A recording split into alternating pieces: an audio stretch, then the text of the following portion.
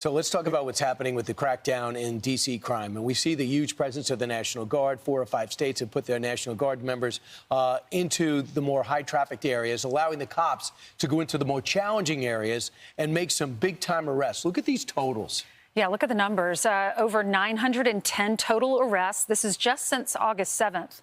5 known gang members, MS-13 members, 101 firearms have been seized and taken off the streets. 49 homeless encampments have been cleared away. And Chicago Mayor Brandon Johnson is very upset about this. Why? Why would he be upset? Because he's worried about tyranny, he says. And so all the talk of Trump sending the National Guard to Chicago.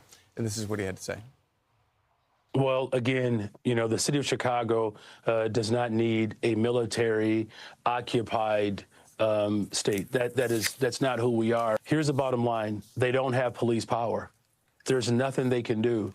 You know, these are federal troops. They do not go through the training that our police officers go through, so they cannot even enact police authority. We're not going to surrender our humanity to this tyrant.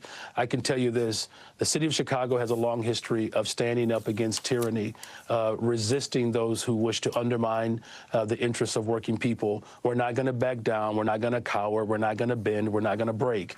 We are Chicago. We are the soul of America, and we will maintain that posture from now until. You know, we can have all kinds of debates, constitutional debates, all kinds of debates about sending federal troops into cities like this. But to worry about tyranny and not be concerned about the tyranny of lawlessness and the tyranny of crime that all of his residents live under right now. I just don't understand why they wouldn't want to clean up these cities. I mean, D.C. needed to be cleaned up, and it looks like it has been. Over 200 people were killed in the past year, and he's beating his chest saying, oh, isn't this great? 93 arrests on Saturday, and out of those, 46 were illegal aliens, and that's in D.C. But fine, you don't want them, send them to New York, please. Please, Donald Trump, send them here. Clean up these streets. Right. I welcome it. Yeah, I don't know anybody who goes to Chicago and says, this is the soul of America.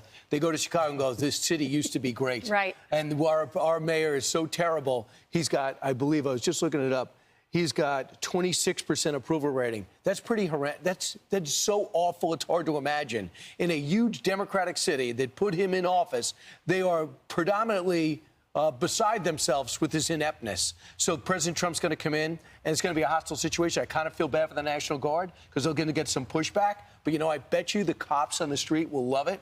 So I just think now, I know the Secretary of Defense allowed the National Guard to carry guns in D.C. now. So I hope they were able to defend themselves and are not targeted in Chicago because it's extremely dangerous. In Maryland, Wes Moore challenged President Trump to walk the streets with him. And Trump basically says, watch your mouth, clean up your city, and don't worry about me walking through the city. And when Wes Moore goes out there and talks about how great Baltimore is, you might think things are heading in the right direction.